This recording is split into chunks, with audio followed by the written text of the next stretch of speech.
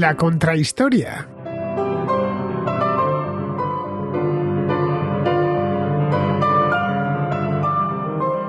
Un programa presentado y dirigido por Fernando Díaz Villanueva.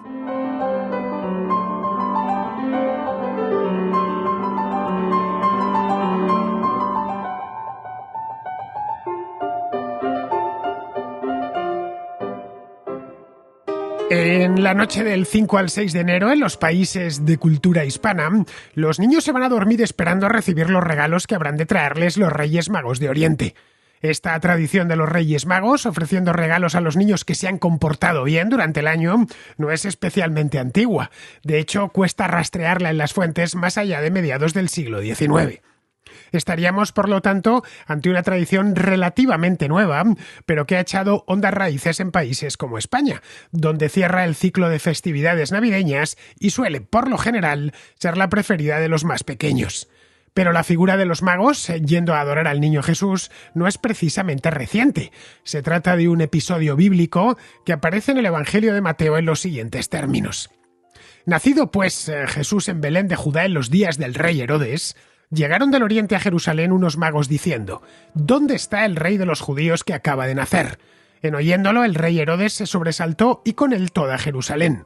Convocó a todos los sumos sacerdotes y escribas del pueblo, y por ello se estuvo informando del lugar donde habría de nacer el Cristo. Ellos le dijeron: en Belén de Judea, porque así está escrito por medio del profeta. Y tú, Belén, tierra de Judá, no eres, no, la menor entre los principales clanes de Judá, porque de ti saldrá un caudillo que apacentará a mi pueblo Israel. Entonces Herodes llamó aparte a los magos y por sus datos precisó el tiempo de la aparición de la estrella.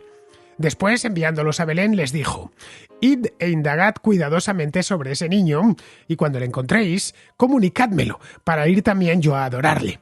Ellos, después de oír al rey, se pusieron en camino, y he aquí que la estrella que habían visto en el oriente iba delante de ellos, hasta que llegó y se detuvo encima del lugar donde estaba el niño. Al ver la estrella se llenaron de inmensa alegría. Entraron en la casa, vieron al niño con María, su madre, y postrándose le adoraron. Abrieron luego sus cofres y le ofrecieron dones de oro, incienso y mirra. Este breve pasaje convirtió desde muy antiguo a los magos de Oriente en uno de los motivos habituales asociados a la Natividad de Jesús.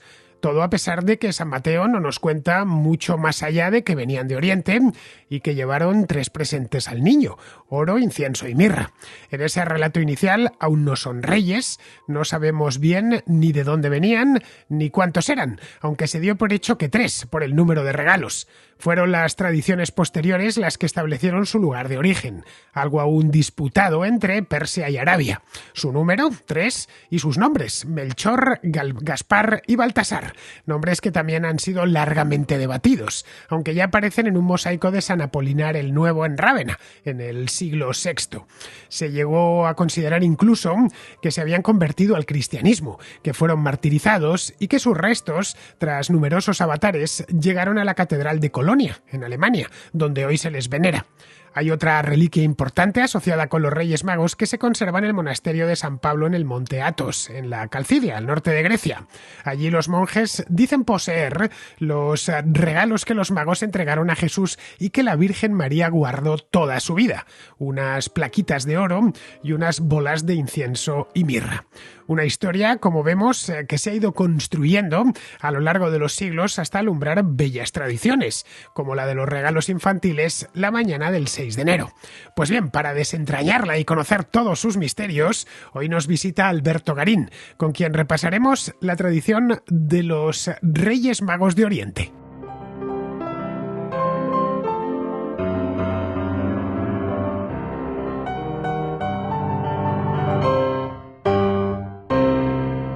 En estas singulares fechas navideñas, Alberto Garín siempre quiere hacer programas de temática navideña. Hemos hecho, pues que yo recuerde, uno sobre Belén, acuérdate, sobre las Navidades en Belén también hicimos otro. ¿Lo recuerdas? Sobre la historia de Jesús. Bueno, antes de nada, presento a Alberto, aunque él no necesita presentación en la contrahistoria porque es muy habitual. Bien, pues dentro de estos temas navideños que me proponen, le he dicho antes cuando llegaban que tiene mucho espíritu periodístico este Alberto, a pesar de que es arqueólogo e historiador, porque siempre está al quite de cuáles son los temas del momento para adecuar la producción. En su canal En Sierra de Historias, que si no estáis suscritos a su canal de YouTube, que se llama como él, Sierra de Historias es el nombre del programa. A partir de aquí ya vendrán muchos programas más, pero el primero es Sierra de Historias y el nombre de su canal es Alberto Garín. Pues va a llevar este mismo jueves, cuando escuchéis esto ya estará disponible, un tema específico de estas fechas.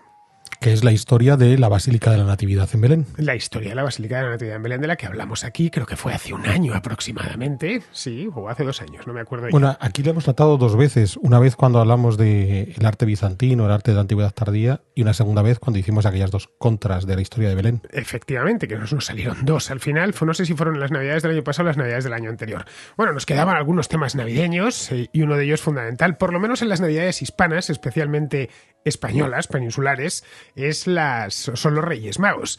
El año pasado ya me lo comentó Alberto, me dijo, oye, que los Reyes Magos parece una tontería, pero hay mucha historia. Claro, yo mal que bien, no es que sea un experto ni mucho menos en los Reyes Magos, pero conozco el pasaje bíblico en el que se hace referencia a los Magos de Oriente.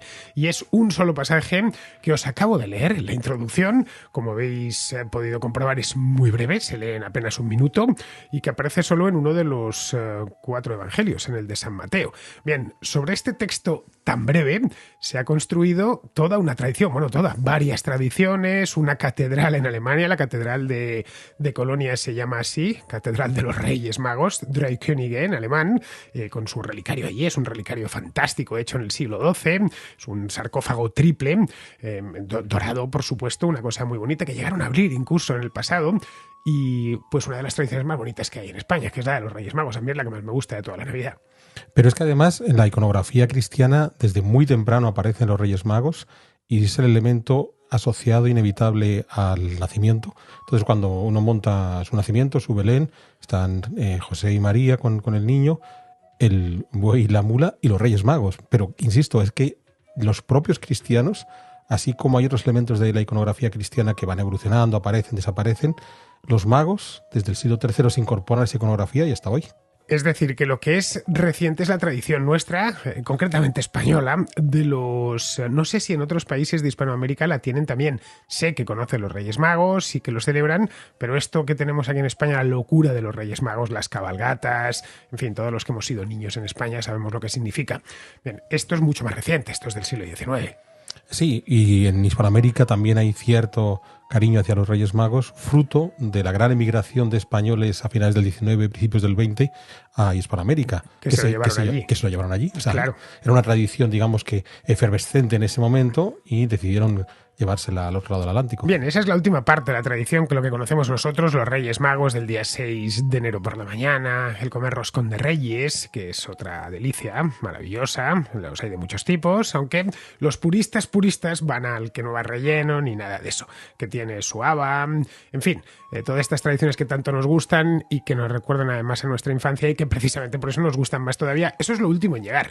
Antes de que apareciesen los regalos, los camellos, en fin, toda la iconografía propia de la festividad de los Reyes Magos en España, había Reyes Magos y aparecen, como os he comentado antes, hasta en un mosaico, nada menos que del siglo VI, en el que es de hecho la primera vez que se les puede ver sin coronas y sin nada, van de hecho con un gorro frigio en este.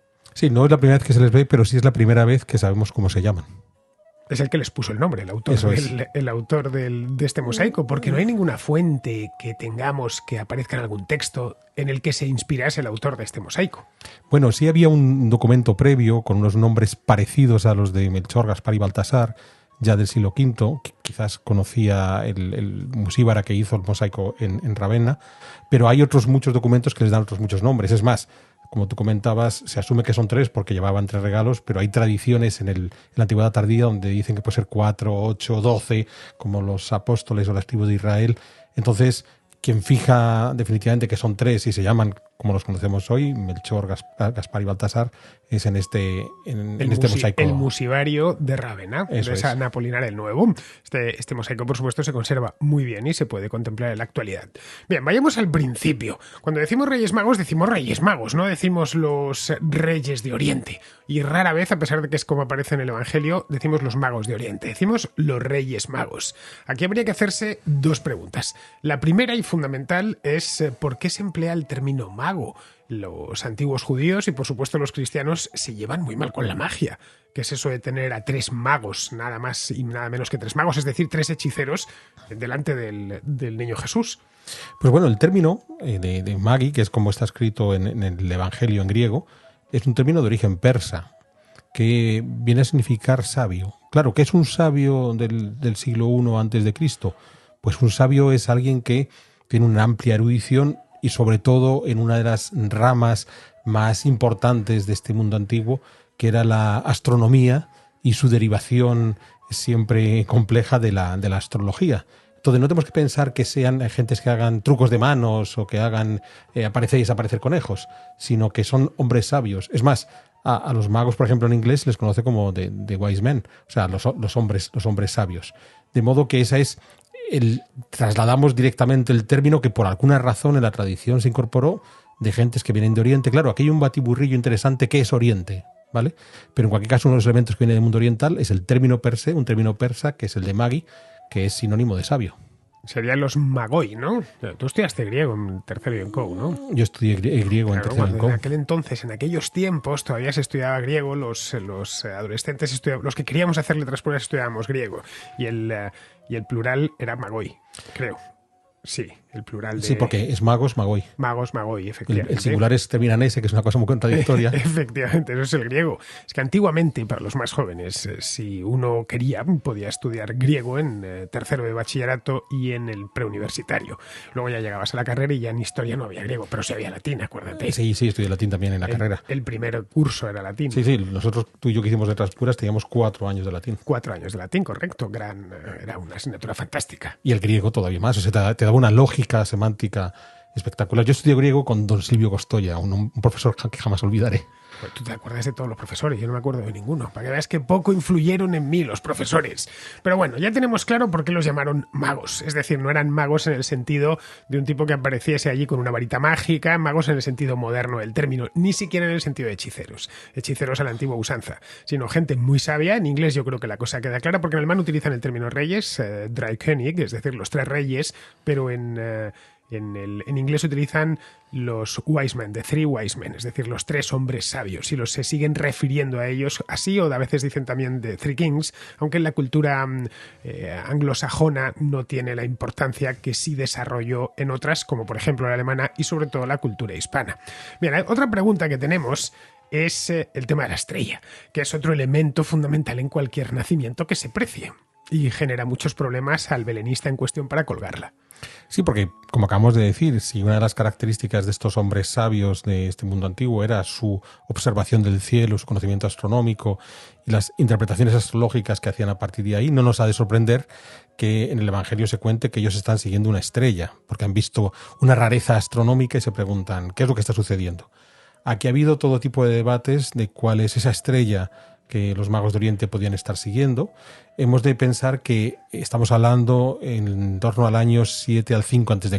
Recordemos que cuando se calcula la fecha de nacimiento de Jesús, hay una pequeña desviación y sabemos que que Jesús nació el año 1, que debió nacer en torno al año 6 a.C., cuando todavía gobernaba Herodes el Grande, que murió en el 4 a.C. Entonces, ¿qué es lo que vieron en el cielo los magos y que les sorprendió? Pues ha habido todo tipo de teorías. La más común es que podía ser un cometa o una nova. Hay otros que han apostado por conjunciones de planetas. Pensemos que en esta época consideraban que los planetas eran estrellas, bien. Hay otro que es la ocultación de Júpiter tras la Luna. Pero lo que más se considera hoy es que posiblemente vieron varias rarezas en el cielo, lo cual cualquiera que observe el cielo con regularidad va a encontrar rarezas con esa regularidad. Entonces, la suma de esas rarezas es lo que podían haber visto los magos, que les condujo a viajar hacia los montes de Judea a ver qué ocurría por allí. Vayamos a la fuente, porque aquí el caso en el tema de los Reyes Magos tenemos una fuente muy breve y por lo tanto se puede repasar una y otra vez.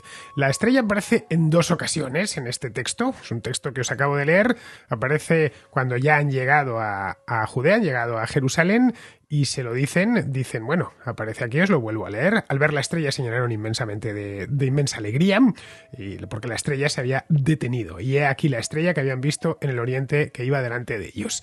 Bien, en este caso pudo ser un recurso creativo del propio Mateo. Sí, por supuesto, toda la historia de Mateo puede ser un recurso. O sea, detrás de la historia de Mateo... no había estrella. Y a lo mejor no había magos. Y todo es una historia con una carga teológica interesante, ¿no? O sea, gentes que no te conocían la fe de los judíos, que vienen desde muy lejos, sin embargo, quedan admirados de la llegada de este niño que viene a salvar a los hombres. Entonces puede tener una lectura metafórica en su totalidad. Tenemos muy poco texto y por lo tanto se puede interpretar de 1000 maneras, porque ninguno de los otros 3 evangelistas, de los canónicos, quiero decir, mete este pasaje, así que lo único que tenemos es esto y a partir de aquí podemos pensar que algunos elementos son puramente, pues eso, metafóricos, ¿no? Había una estrella, bueno, como no va a haber una estrella, acaba de nacer el niño Dios, pues y lo pone ahí. Sí, no tiene por qué coincidir con ningún evento astronómico importante. Sí, porque más allá de los canónicos hay evangelios apócrifos que sí hablan de ellos, tampoco nos dan muchos más datos, de modo que siempre nos quedaremos con la duda de si estamos ante un relato que trata de aproximarse a lo que ocurrió o hay esa interpretación más teológica que posiblemente es por donde va la idea. Porque la profecía judía lo que decía es que el Mesías nacería en Belén. En el nacimiento de Jesús concurren varias profecías, pero la estrella no figura en la profecía. No. Lo que sí figura, que es por qué consideramos que son reyes, es porque hay otro padre de la Iglesia, Tertuliano, en el siglo III, que hay un salmo, el 72, donde dicen que los reyes de Arabia y Saba, por tanto reinos de Oriente, vendrán a traer presentes a ese Mesías. Entonces él dice, estos magos eran estos señores que había anunciado el Salmo 72, de modo que estos no solamente eran magos, sino además eran reyes. Bueno, pero es que Arabia y Saba, el antiguo reino de Saba, no está en el oriente, sino al sur de Judea, es decir, de Jerusalén. Pero bueno, ahí aquí tendríamos otra pregunta, ¿por qué de oriente? Pues si vienen de Oriente tendrían que venir... Bueno, hoy tenemos la idea general de que Oriente es China. Entonces, los magos de Oriente pues tienen que ser 3 chinos porque vienen de China. Pero bueno, un Oriente más cercano sería en este caso Persia. Pero es muy interesante si nos enclavamos en Jerusalén y en Belén, ¿de acuerdo? Las gentes que llegaran desde el reino de Saba, que es un reino posiblemente situado en el Yemen, quizás con parte en Etiopía, o las gentes que venían de Arabia o incluso desde Persia. ¿Cómo hacía esta gente para llegar hasta Jerusalén o hasta Belén? Pues si tomamos el Yemen, ¿vale? Donde está el reino de Saba, ellos tienen que viajar hacia el norte por la costa del Mar Rojo hasta que van a llegar al área del Mar Muerto. ¿Cómo hacen para llegar a Jerusalén? Pues suben desde Jericó hasta Jerusalén y a partir de ese momento están viniendo desde el oriente de Jerusalén. Entonces, para un jerusalemitano de la época o para un belemita de la época, estas gentes están viniendo desde el oriente. O sea, no... Es decir, la ruta comercial la comenté aquí en aquel programa que hice hace ya tiempo sobre Petra, el reino nabateo, que había crecido gracias a ese comercio precisamente de mirra, entre otras cosas, que venía desde el Yemen. Lo que hacían era atravesaban lo que es hoy el sur de Jordania, se ceñían al Mar Muerto y al río Jordán y a partir de ahí ya se metían dentro de lo que hoy es Israel. Entonces, claro, incluso si nosotros hoy quisiéramos viajar desde Jerusalén hasta la Meca, por ejemplo, pues inevitablemente viajaríamos primero hacia el oriente, bajando a Jericó. Y luego ya al sur. Y luego ya al sur. Pero la idea es, esta gente viene de Oriente. O sea, yo estoy en Jerusalén y me están llegando desde el Oriente. O sea, que lo de Oriente vale tanto para la hipótesis persa como para la hipótesis árabe. Sí. Valdría perfectamente para alguien viviendo en Belén en esa época. Pero no tenemos ni idea. Aun con todas, si hubo sabios posteriores que sí se mojaron y dijeron, no, estos venían de Arabia. Bueno, es curioso porque de las primerísimas referencias que tenemos a los magos y de dónde vienen es San Justino, este teólogo del siglo II, de los tiempos de Antonino Pío, que tiene un texto muy conocido en el año 165 donde debate con Trifón, un posible rabino judío, para explicar la superioridad de los cristianos. Y entonces hace todo un recordatorio de lo que han contado la vida de Jesús. Y dice, pues fíjate, este chico nació en una cueva en Belén y vinieron unos magos de Arabia, y él dice directamente de Arabia, ¿vale? El caso de San Justino es muy interesante porque además es la primera persona que introduce el término de cueva, de gruta, para referirse al lugar donde nació Jesús, porque de nuevo, volviendo a los evangelios, sabemos que nace en una cuadra y le ponen un pesebre, pero que esa cuadra era una cueva, es San Justino el primero que se le ocurre decirlo. San Justino es de mediados del siglo II. Sí, es un señor que ha nacido en Samaria, al norte de Judea, terminaría muriendo en Roma, pero lo interesante es que es un hombre de la región, entonces es alguien que más o menos puede haber escuchado tradiciones muy de primera mano e incluso ha podido estar en Belén. Y él es el que dice, estos chicos vienen de Arabia. Claro, si nos atenemos a los presentes que traen, oro, incienso y mirra, el incienso y la mirra son dos resinas que se producen, la mirra en Arabia y el Cuerno de África, el incienso sobre todo en el Yemen. El oro posiblemente podría venir de las minas de oro de África, y ahí tenemos un montón de minas de oro que pueden reclamar la procedencia desde Etiopía hasta Zimbabue. Bien, claro, todo eso llegaba en cualquier caso a través de estas caravanas que acabas de citar tú, que desde el Yemen iban hasta Petra y de Petra subían hasta los montes de Judea. Entonces, claro, trayendo oro, incienso y mirra, sí que todo apunta a que puedan ser gentes que vengan de Arabia.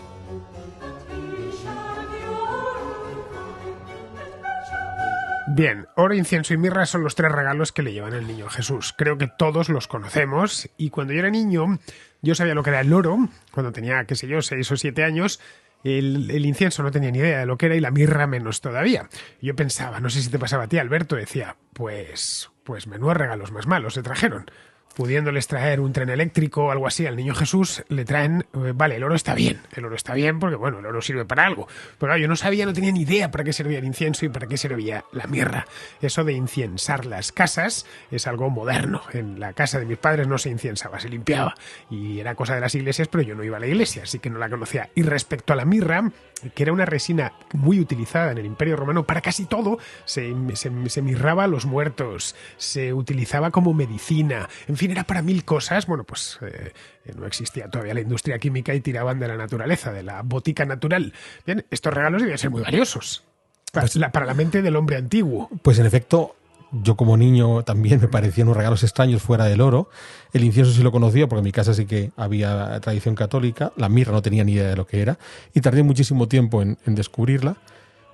Y de todos modos es muy llamativo porque cuando por fin tuve ocasión de ver en directo árboles de incienso y árboles de mirra en el Yemen, son unos árboles chiquitillos, famélicos, y todavía viéndolos allí, viendo cómo sale la resina, igual que puede salir la resina de los pinos y se te quedan pegajos a las manos, yo me decía, ahí va, y esto pudo ser un material de comercio tan notable como para crear imperios, echar abajo imperios, mover caravanas durante miles de kilómetros. Pues sí. Bueno, lo fue la pimienta, piénsalo. Lo que se llegaba a pagar en tiempos del Imperio Romano. Sí, pero la pimienta todavía, si quieres, esta te la comes, pero es que el incienso ni siquiera.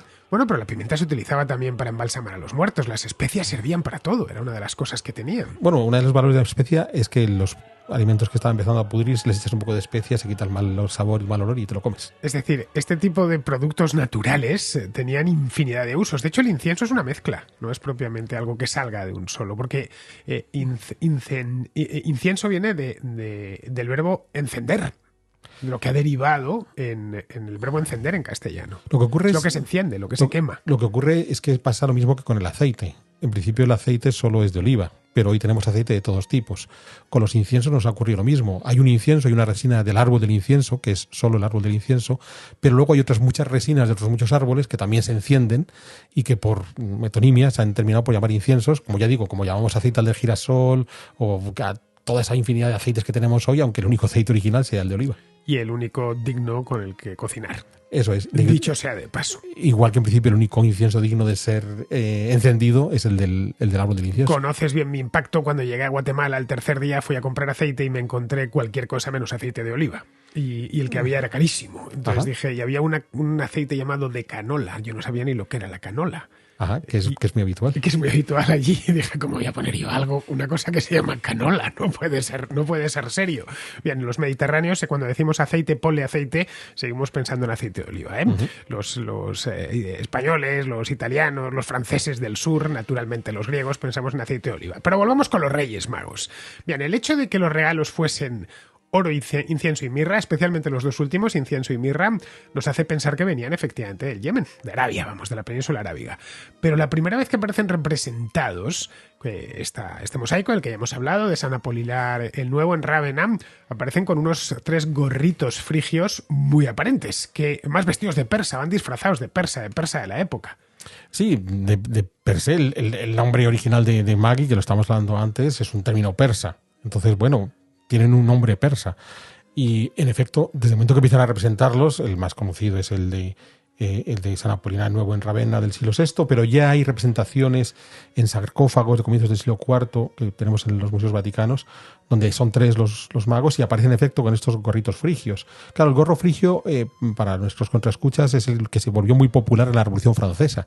O sea, todo revolucionario francés que quisiera llevaba su gorrito frigio, la libertad guiando al pueblo. Bueno, hoy todavía sigue siendo símbolo de revolución. Sí. La bandera, el escudo argentino tiene un gorro frigio. Sí, pero entonces lo llamativo está en que el gorro frigio era uno de los atributos propios del dios Mitra, que es un dios persa, más allá de que los frigios sean unos tipos que viven en Anatolia.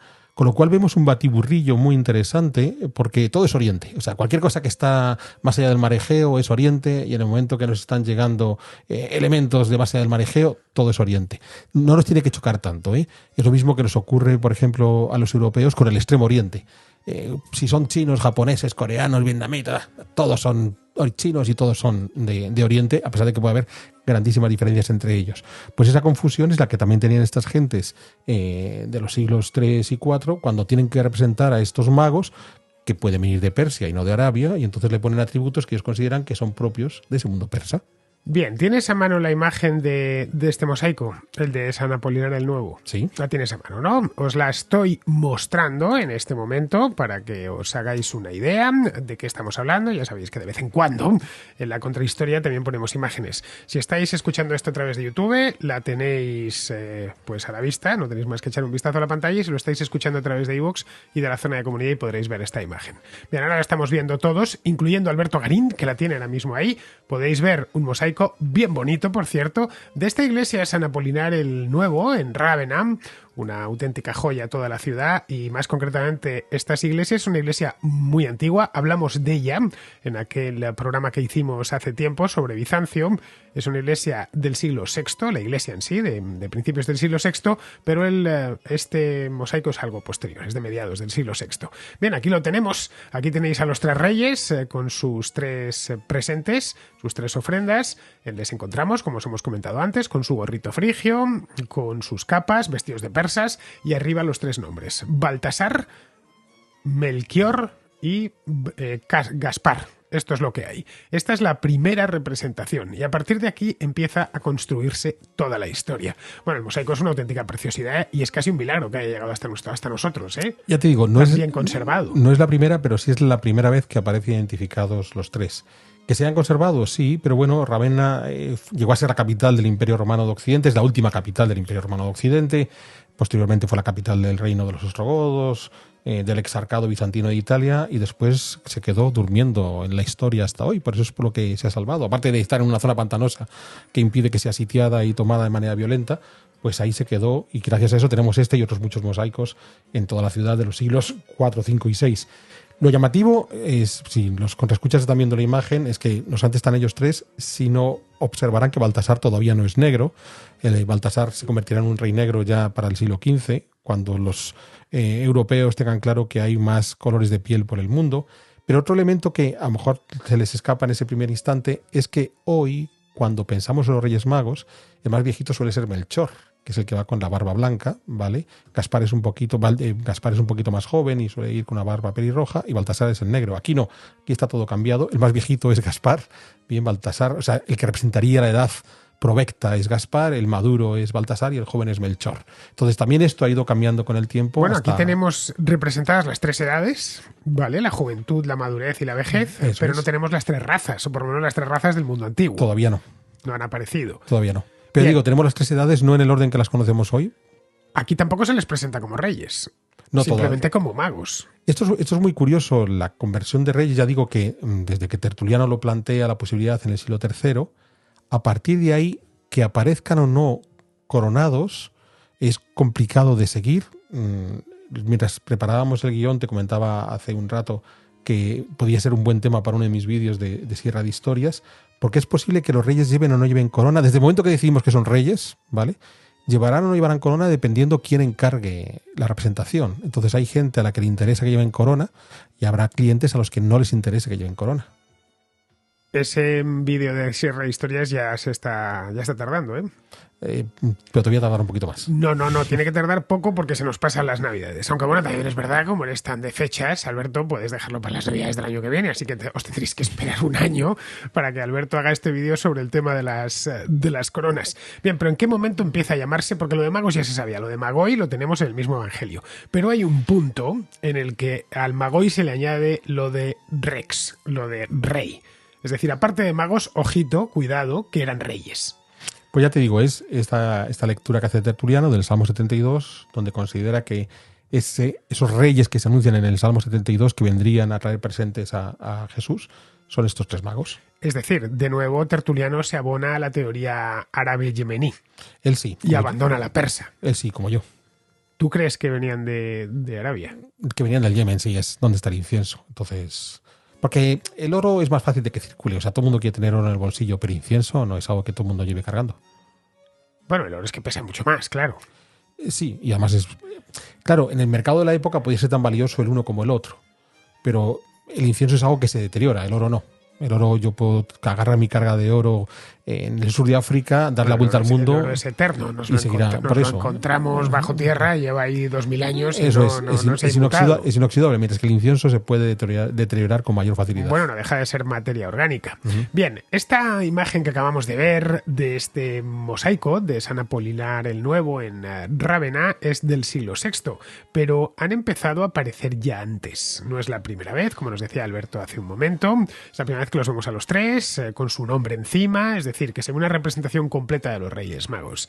Pero en periodos previos, es decir, en periodos podríamos llamarlos paleocristianos, ya se hacen eco los artistas cristianos de este mismo motivo bíblico. Es decir, ya empiezan a aparecer, por ejemplo, en las catacumbas, dibujados. Sí, como decíamos al principio, lo significativo de los Reyes Magos es que con rapidez se incorporaron al imaginario de lo que nos cuentan del nacimiento de Jesús.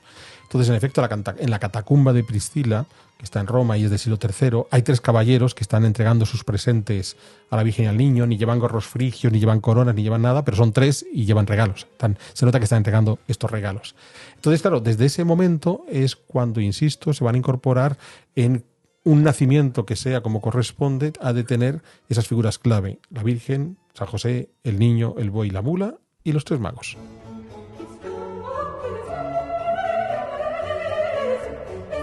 Bueno, aquí todavía en la catacumba de Priscila, que hasta sí que esa es del siglo III, es decir, aquí estaríamos 3 siglos antes aproximadamente de la representación de San Apolinar el Nuevo. Bien, en este caso tenemos 3 tipos, 3 caballeros, no son reyes, se entiende que son magos porque es una representación bíblica, no llevan los regalos, es decir, se ciñen mucho al Evangelio, a la letra del Evangelio.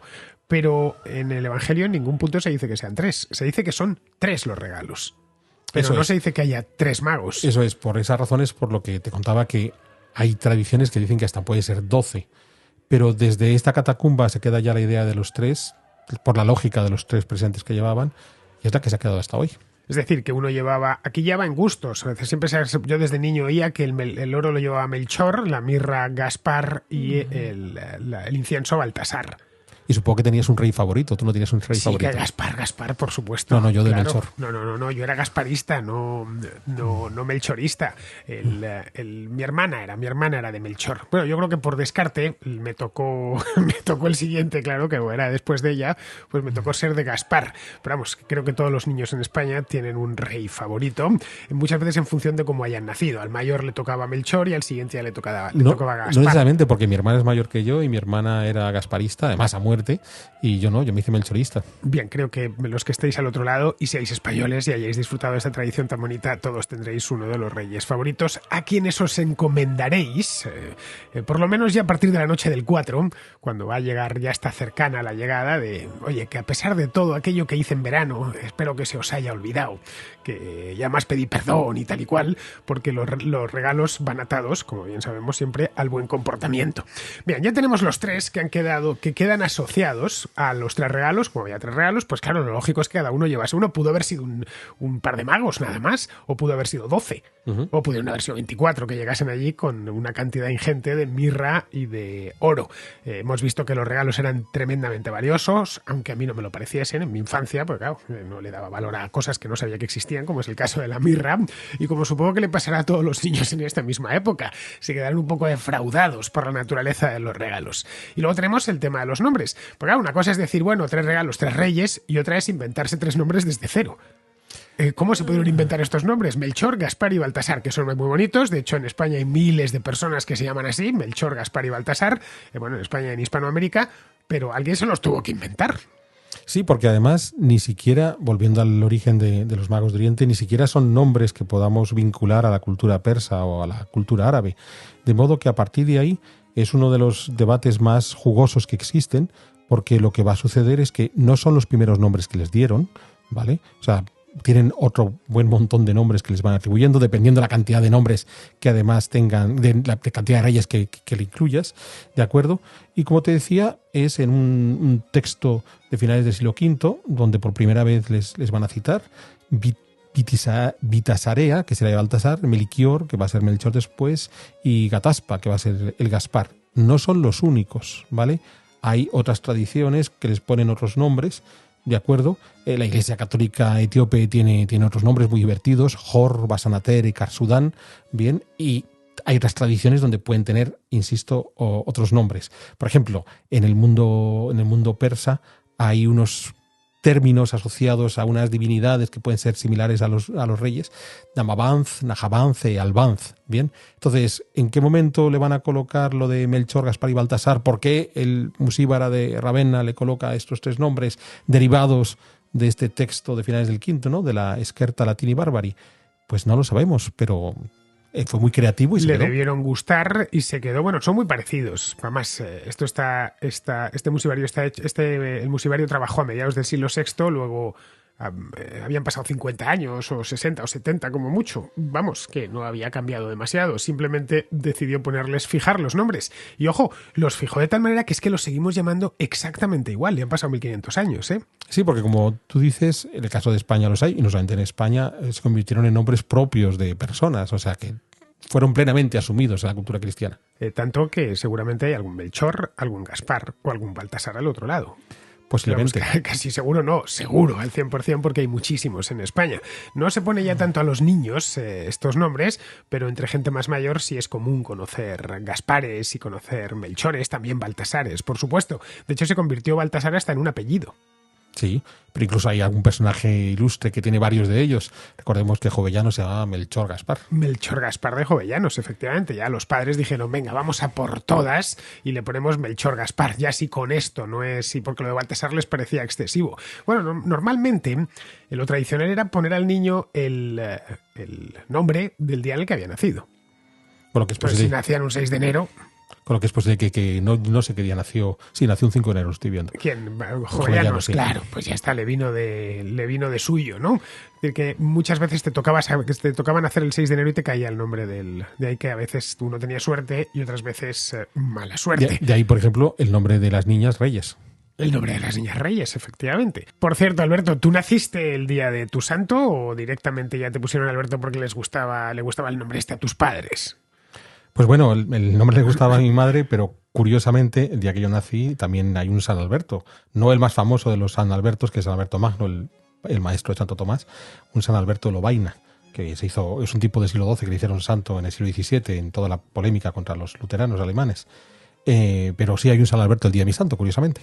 Yo el día de mi santo no hay un San Fernando, pero San Fernando es el 30 de mayo, yo nací en enero, así que debería haberme llamado Francisco si me hubieran puesto, que tampoco es mal nombre, desde luego seguiría la F, podría seguir siendo FDV, pero sería Francisco Díaz Villanueva, que por cierto es como me llaman algunos, ¿no? Que me escriben y ponen, disculpa Francisco, no es Fernando, pero bueno, pues sigue llamándome Francisco, así que una cosa va con la otra. Bien, hoy ¿qué día es? ¿Qué día es hoy? Viernes, ¿no? Viernes, sí, 23. Viernes 23 de diciembre. Hoy los que nazcan hoy, si siguiésemos con esa tradición de ponerle el nombre del santo, se podrían llamar, tienen un montón de nombres, porque hay muchos más santos que días, claro.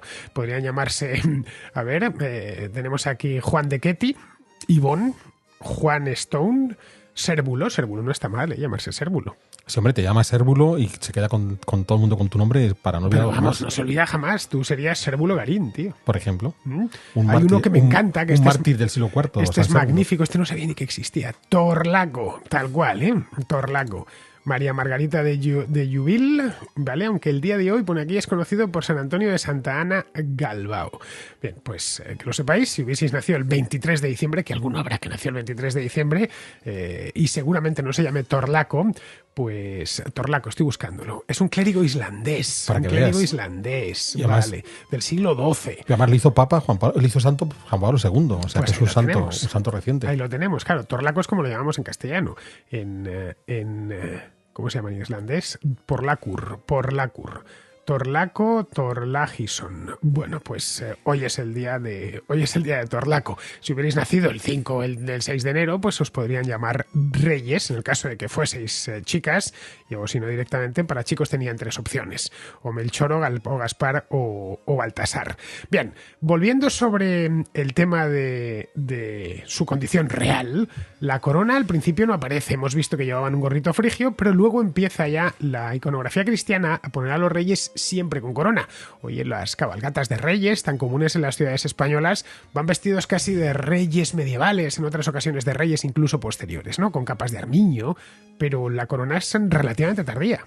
Sí, como decía antes, la incorporación de la corona ya es una cuestión del mundo medieval, se populariza muchísimo a partir del siglo XII, pero incluso no solamente es la presencia de la corona, hay una iconografía muy interesante que muchos de nuestros contraescuchas habrán visto en multitud de ocasiones, y es que hay uno de los reyes que incluso está arrodillado frente al niño, y hasta se puede haber quitado la corona y la corona quedar a los pies del rey, que por lo general suele ser Melchor. Esto lo que nos está mostrando es ese mensaje que la Iglesia quiere transmitir de hasta los reyes se arrodillan frente al niño Jesús. Claro, el mensaje es: yo, obispo de tal ciudad, a ti, conde, duque o rey de tal territorio, te recuerdo que hasta los reyes se arrodillaron frente al niño. Por eso te decía que será interesante hacer un recorrido por la iconografía de los reyes, cuándo llevan y cuándo no llevan corona, porque recuerdo algún ejemplo, hay algún libro de horas, de estos libros de oraciones que tenían los nobles, donde por general los reyes no llevan coronas. Claro, en el momento que es un libro encargado directamente por un señor, tampoco le apetece verse representado por un tipo que tiene que arrodillarse frente a la iglesia.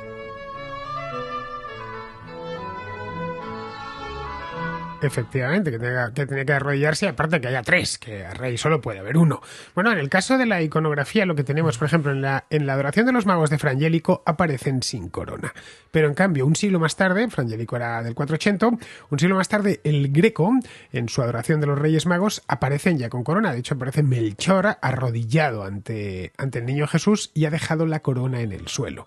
Baltasar y Gaspar la llevan. En esta adoración de los magos del Greco, que es del año 1568, ya tenemos una representación muy contemporánea.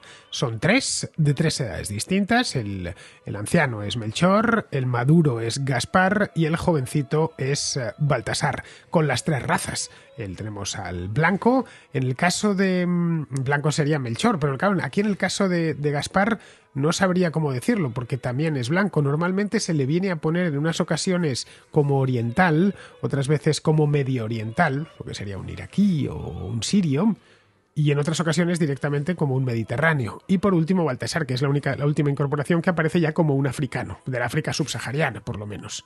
Sí, esta cuestión de vincular los reyes con las que eran 3 razas del mundo antiguo, ¿no? O del mundo precolombino, donde se considera que había 3 continentes: Europa son los blancos, los Asia son los amarillos y África son los negros. Pues bueno, es algo que se hace en esta época, pero el tinte amarillo de Gaspar no tiene mucho recorrido. Supongo que cuando descubrieron América dijeron: Dios mío, o metemos un cuarto rey o aquí tenemos un lío. Entonces mejor o nos metemos en Honduras, dejamos a Baltasar, que nos ha quedado muy bien de negro. Has traído el ejemplo de esta obra del Greco, muy interesante, porque de nuevo es una obra que él pinta. Hay 2 adoraciones de Greco, la que estás mostrando tú, que él pinta en su etapa veneciana, cuando todavía no está trabajando al servicio de Felipe II. Entonces, claro, es lo que te decía antes, dependiendo quién sea el cliente que le encarga la obra, le pondré o no le pondré coronas a los reyes. En esta que tenemos aquí es un greco que no parece muy greco, efectivamente. Bueno, lo estamos viendo por si queréis echarle un vistazo. Lo tenéis, esta adoración concreta de los reyes de... Es un greco muy veneciano, como bien dice Alberto. Pero vamos, tenéis una representación de los Reyes Magos que podría haber sido pintada ayer por la tarde. Bien, aparte de esta visión iconográfica de mostrarlos, que lo hemos seguido 1000 años. Hemos empezado, la primera de las imágenes era del siglo VI y esta que os acabamos de mostrar es del siglo XVI. Le separan exactamente 1000 años. Bien, aparte de eso tiene un componente teológico, la historia de los Reyes Magos. Sí, porque tanto si los tomamos en su concepción original de magos como sabios, o si lo hacemos en esa concepción más elaborada de Reyes Magos, en ambos casos se arrodillan ante Jesús. O sea, en ambos casos reconocen que algo fantástico ha ocurrido, que es lo que dice el Evangelio, bien, de que ellos dicen qué alegría de que nos está la estrella llevando hasta este muchachito que es fundamental en la vida de los humanos. Y entonces el mensaje que se quiere transmitir es: hasta los más sabios o los más poderosos reconocen que Jesús es el Salvador. De ahí que, como te decía al principio de esta contrahistoria, inevitablemente cuando ponemos el nacimiento tienen que llegar los reyes. O sea, la idea no es que los reyes lleguen porque tengan que darle regalos al niño, sino los reyes llegan porque en el momento en que el niño se hace público, por eso la fiesta de los Reyes Magos es la Epifanía, que es cuando Jesús se muestra al mundo, el niño Jesús se muestra al mundo frente a un público, ya no son solamente ese público humilde del momento del nacimiento, que son los pastores, sino el público, digamos, más de élite que podíamos tener, que son las gentes más sabias o las gentes más poderosas. Y frente a ellos se presenta, y cuando se presenta frente a ellos, ellos se arrodillan frente a Jesús. En el caso del Evangelio, si vamos de nuevo a ese texto del Evangelio tan breve que os leía al principio, lo que nos habla es de otro rey, de un cuarto rey, que sería Herodes, que promete ir a visitarlos también. Les dice, id para allá, y cuando lo hayáis encontrado me decís, porque yo también quiero ir a adorarle. Lo dice Herodes con segundas, evidentemente. Sí, porque sabemos que Herodes lo que quiere es quién es este usurpador que viene a quitarme el trono, y después, cuando le encuentre, le mataré, que es la famosa matanza de los santos inocentes. Que va a renglón seguido en el Evangelio. Eso es, y que Jesús logra salvarse porque José es avisado en un sueño para que huya a Egipto. Entonces, claro, incluso aunque haya un rey que quiera ir en contra de la voluntad de Dios, ya se encargará a Dios de evitar que ese rey, es cierto que con la tristeza que mate a los santos inocentes, pueda llevar a cabo el crimen que quería contra Jesús. Tendríamos aquí además otro elemento histórico, que quien escribiese el Evangelio de Mateo, si fue Mateo, si fue otro, o si fue una mezcla de varios textos antiguos, el hecho es que Herodes en cierta medida se sentía ilegítimo como rey de los judíos, porque él era judío de primera generación. Bueno, él era de origen edomita, ya tuvimos ocasión de hablarlo cuando hicimos la contra sobre Belén.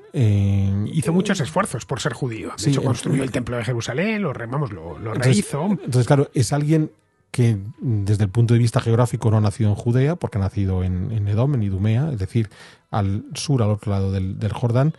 Por tanto, es alguien convertido al judaísmo y, en efecto, tiene un montón de inconvenientes frente a los judíos más ortodoxos. Y esto, cuando se escribió el Evangelio, se sabía.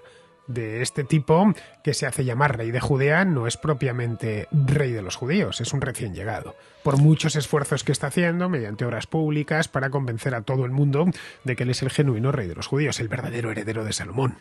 Sí, por supuesto que es historia conocida, o sea, para el tiempo en el que se escriben los evangelios, todavía no solamente es que se recuerde a Herodes el Grande, sino que sus grandes obras monumentales están por doquier en Israel y Palestina, y todos sus numerosos herederos, hijos, nietos, bisnietos han estado llamando Herodes. Entonces, claro que hay conciencia histórica de quién era Herodes el Grande.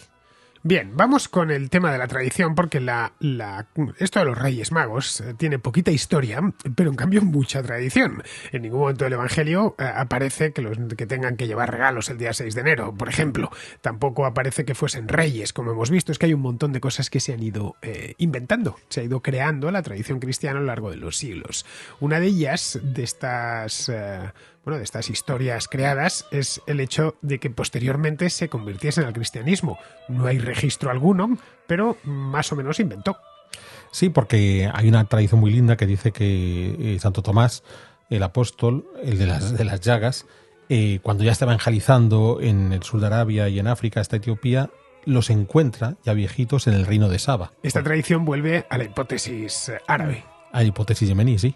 Entonces los encuentra en el reino de Saba, les nombra obispos y después, por la defensa de la fe que hacen como obispos, fueron martirizados en el año 70.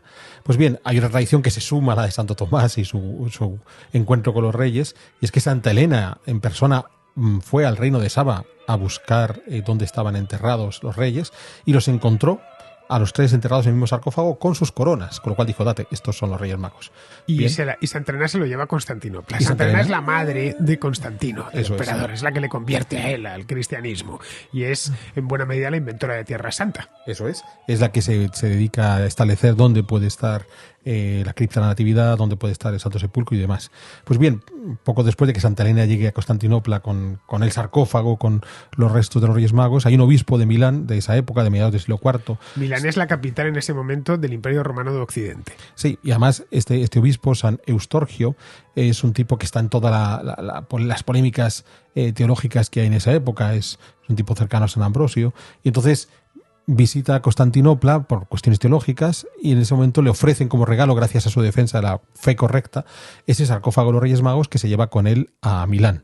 Toda esta historia de San Eustorgio visitando Constantinopla, regalándole el sarcófago de los reyes y llevándose a Milán, es algo que se empezó a contar en el siglo XI. Hasta el siglo XI nadie había oído escuchar del sarcófago de los Reyes Magos, que milagrosamente en ese momento nos dimos cuenta que es cuando empiezan a ponerse de moda en Occidente las reliquias. No es casual. No es casual y además unas reliquias notables, porque claro, estamos hablando de 3 personas que vieron en directo a Jesús cuando nació, o sea, no son cualquier testigo, es de los de primerísima mano. Y que son protagonistas de un episodio en el Evangelio fundamental, como es la Navidad. Eso es, más la Epifanía, ya digo, la presentación pública de Jesús. Entonces, ahí está ese sarcófago en el siglo XI. Y a mediados del 12 pasa por allí Federico Barbarroja, saquea la ciudad en 1164 y aprovechando el saqueo y aprovechando que uno de sus personajes más allegados es el obispo de Colonia, pues el de Colonia dice, oye, mira, ya que te he apoyado en el saqueo de la ciudad, me llevo yo el sarcófago a Colonia, y ahí se lo llevaron, como tú contabas, hasta el punto de que la catedral de Colonia está dedicada a ellos. La catedral de Colonia, de hecho, se construye para dar cabida a ese... La catedral de Colonia es un relicario gigantesco de los Reyes Magos, se llama Catedral de los Reyes Magos precisamente por eso. En origen los tenían en una capilla, pero como era la reliquia fundamental, pues los pusieron en el altar mayor, que es donde están hasta el día presente. Hace unos años me contaron que, porque siempre me pregunté, pero esto lo han estudiado, ¿qué es lo que hay dentro? Y dice, sí, lo abrieron hace unos años y vieron que había unos huesos. Lo que no les hicieron fue el carbono 14 ni nada de eso. Bueno, es lo que se espera que esté en un sarcófago, unos huesos. Claro, vienen unos huesos, que efectivamente había unos huesos humanos. No es tampoco una reliquia de tamaño descomunal, pero vamos, lo tienen dentro de una urna, está dorado. La obra que se puede ver del relicario es del siglo XII, no penséis que es una cosa que viene del siglo VI ni del siglo II, para nada. Es algo, entre comillas, moderno, es decir, medieval, de esta misma época en la que había auténtico furor por las reliquias en todo Occidente. Una ciudad, no digamos ya una iglesia, una catedral, valía lo que valían sus reliquias. Eso es. Entonces, claro, tener las reliquias, ya digo, de unos personajes tan claramente vinculados con el nacimiento de Jesús, se convertía en un polo de atracción notabilísimo. Claro, para una ciudad, para Colonia, por ejemplo, una ciudad muy bien situada en el Valle del Rin, en el curso medio del Rin, pues tener a los Reyes Magos era sinónimo de que cualquiera que pasase por la zona se acercaba. Eso es. Pues aunque fuera solo para postrarse ante el sarcófago de los Reyes Magos. Hoy podemos pensar que eso no tiene sentido, pero lo seguimos haciendo, seguimos yendo a Santiago de Compostela. Es decir, este tipo de cosas siguen funcionando. No, los antes siguen funcionando. En el caso de la otra reliquia de los Reyes, en el caso de los presentes, es algo que se saca con regularidad en procesión, que incluso no hace muchos años fue enviado a Rusia en procesión y tuvo cientos de miles de fieles que acudieron a venerarlo. Claro, porque aquí tenemos 2 reliquias. Por un lado, lo que es propiamente los huesos de los reyes, que están en Colonia, insisto, si andáis por Alemania y más en esa zona, en Renania, no olvidéis pasaros. La verdad es que el relicario merece la pena, la catedral de Colonia siempre merece la pena y Colonia, por supuesto, también porque es probablemente la ciudad más divertida de toda Alemania. Los llaman allí en Alemania los latinos de Alemania. Son los colonieses son católicos y son muy fiesteros, por cierto. Y tienen un carnaval estupendo, beben una cervecita en vasos como de caña española, que se llama Kölsch, que está muy rica, y en fin, que es una ciudad muy agradable. La destruyeron mucho durante la Guerra Mundial, pero al menos la catedral, que la parte, como la vemos hoy en día, ya es de finales del siglo XIX, es puro neogótico, pero la base de la catedral no, la base de la catedral es medieval y se hizo precisamente a raíz de que Federico Barbarroja se llevase estas reliquias. Pero tenemos, aparte aparte de los huesos de los reyes, tenemos los regalos. Sabéis que hay reliquias para todo. Bien, pues los regalos no están en Alemania, están en Grecia. Están en el Monte Athos, en la Calcídica, en el norte del país, cerca de Tesalónica, y allí, según dicen los monjes del monasterio de San Pablo, los conservan en perfecto estado. ¿De dónde salieron esos regalos? Bueno, pues en principio en los regalos, que son una veintena de plaquitas de oro y varias docenas de bolitas de incienso y de mirra, la tradición considera que el emperador Arcadio, este hijo de Teodosio, cuando se divide el imperio entre los dos hijos de Teodosio, Honorio se queda en Occidente, Arcadio se queda en Oriente, Arcadio lo recupera en Jerusalén, que es donde había muerto la Virgen, o donde se durmió la Virgen María antes de subir a los cielos, y entonces recuperó el cofre y se lo llevó. La Virgen se durmió en Éfeso. La dormición de la Virgen es en Éfeso. Sí, pero la casa, ella vivió en principio siempre en Jerusalén y cuando se fue a Éfeso a dormirse se dejó la cajita en Jerusalén. Entonces, vale. esas cosas pasan. Entonces, Arcadio recupera la cajita y se la lleva a Constantinopla. Con lo cual, de nuevo, estamos vinculando la tradición de la recuperación de los bienes en este siglo IV. Es en Constantinopla donde se va a conservar largo tiempo, sin que nadie le ponga mucha cabeza a los regalos de los Reyes Magos, y es ya a finales del siglo XV, cuando Constantinopla ya ha sido ocupada por los otomanos, cuando hay una princesa de origen serbio, un personaje realmente muy singular, María Branković, que fue esposa del sultán Murad II, el padre de Mehmed II, que fue el que ocupó Constantinopla. No fue la mamá de Mehmed II, era, digamos, la madrastra, ¿bien?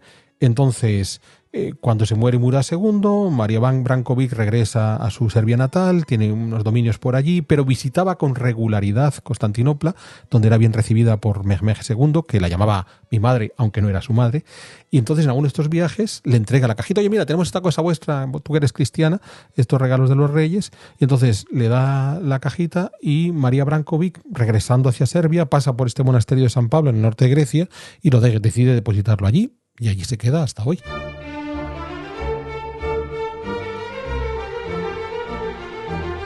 En el Monte Athos el problema es entrar. Sí. Que como sabes ponen mil problemas. Bueno, los conventos ortodoxos de ortodoxos griegos de cualquier parte del mundo. Pero es que el Monte Athos es como una especie, entre comillas, de estado soberano, es un estado monástico. Ajá. De hecho, creo que las mujeres no pueden entrar. No sabía ese dato. Creo que no pueden entrar, que los contraescuchas nos iluminen. Lo leí hace tiempo, ¿no? Que es una de las... La península de Calcídica son 3 dedos, además. Parece una manita con 3 dedos, pues es uno de los dedos, una de las peninsulitas. Eso es el Monte Athos. Esto se merece, por cierto, el Monte Athos, 2 cosas. Se merece una contrahistoria y se merece un contraviaje.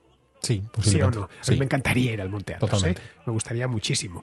Bueno, llegamos así ya a la parte final, es la tradición, lo que a fin de cuentas nos ha congregado ya aquí a todos, porque esto de los Reyes Magos es solo decirlo, solo escucharlo, solo leerlo y nos dibuja a todos una sonrisa en la boca en el momento en que somos españoles y lo hemos vivido desde niños. Esta tradición, como decía desde el principio, es una tradición que nos puede parecer eterna, que está ahí desde siempre, pero es relativamente reciente, es decir, no tiene ni 2 siglos de antigüedad. Pues la propia cabalgata de Reyes en la noche del 5 al 6 trayendo regalos a los niños está documentada en 1866 en Alcoy, esta localidad. En tiempos de Isabel II. Sí, esta localidad alicantina. Entonces, a partir de ahí es cuando ya tenemos constancia de que en efecto hay una cabalgata donde los reyes en esa noche llegan para traer los regalos. Pero una a los cabalgata niños. que solo se celebra en Alcoy. Eso nada es, más. eso Alcoy es una ciudad muy próspera, industrial, que está en el interior de la provincia de Alicante, donde hacen, por cierto, en toda esa zona un turrón estupendo. Es una provincia muy navideña esta de Alicante. Ajá. Bien, pero años más tarde ya empieza a fijarse Sí. y a expandirse por toda España. Entonces, para 1885 ya se convierte en una tradición anual y a partir de ahí hay otros lugares de España que empiezan a replicarlo. Y salta en estos finales del siglo XIX, como te decía al principio, de España a Hispanoamérica por todos estos españoles que emigraron a finales del XIX a Hispanoamérica. Y es la razón por la cual en Hispanoamérica también hay gente que sigue celebrando los Reyes Magos y regala algo el día 6 de enero. Claro, aquí hay mucha competencia, porque las Navidades, que son unas fiestas muy alegres, a mí me gustan mucho, no tanto la cantidad de gente que hay por la calle, pero sí me gusta la alegría y me gustan las celebraciones, a quien no sonríe o quien no tiene gratos recuerdos de las Navidades, especialmente de la infancia, porque se celebra un nacimiento y quienes más disfrutan de las Navidades son los niños, y la fiesta de los niños por antonomasia es el último día.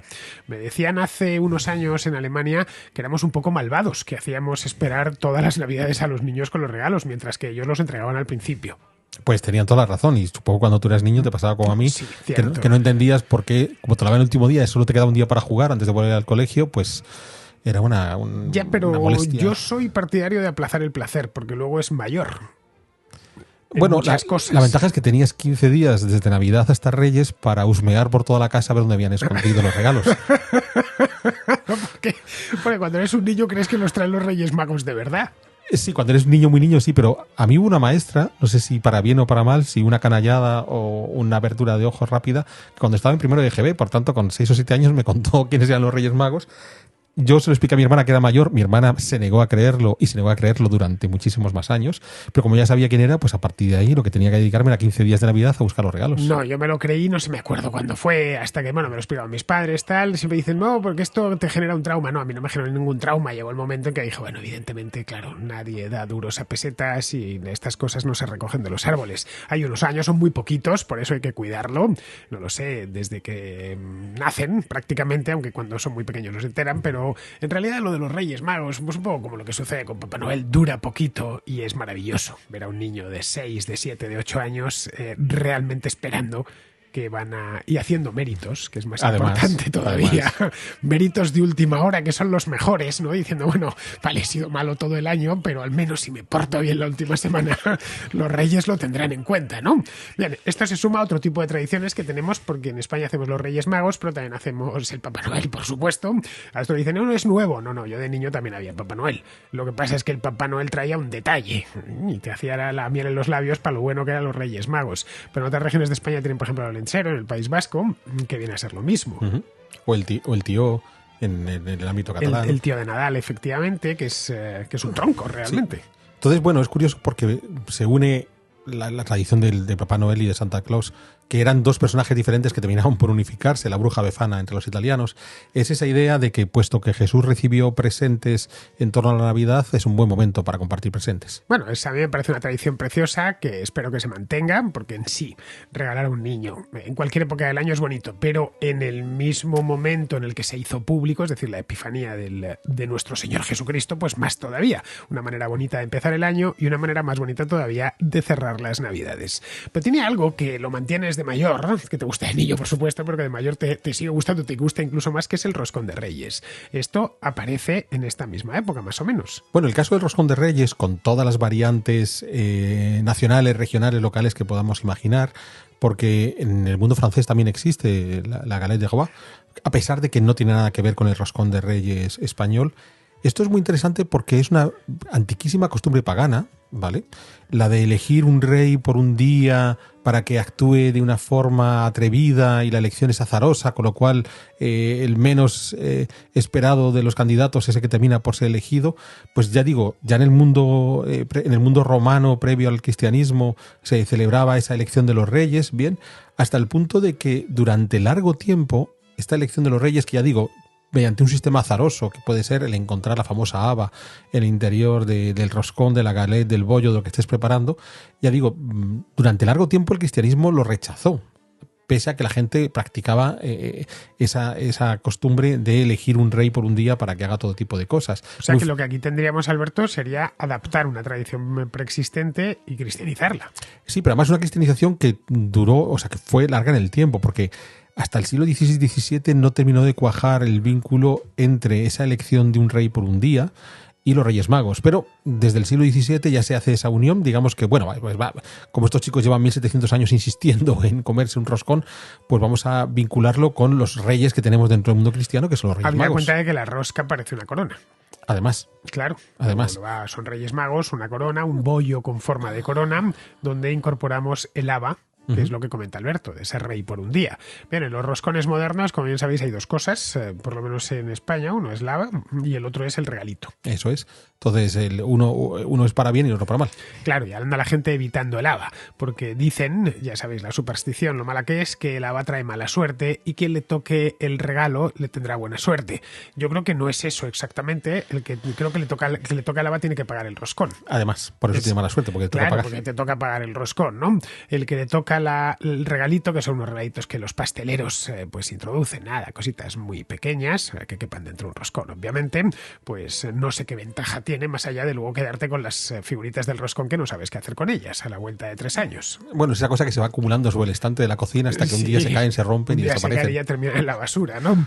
Bien, pues como veis, como todas las tradiciones, al final nacen de una manera en un pequeño texto bíblico que os he leído nada más empezar el programa.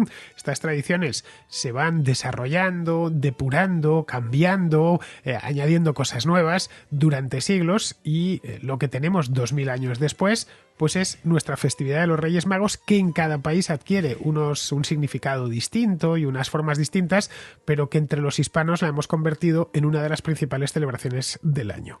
Pues es curioso porque es cierto que para los hispanos es importante, pero también fuera del mundo hispano la Epifanía marca el fin del periodo navideño.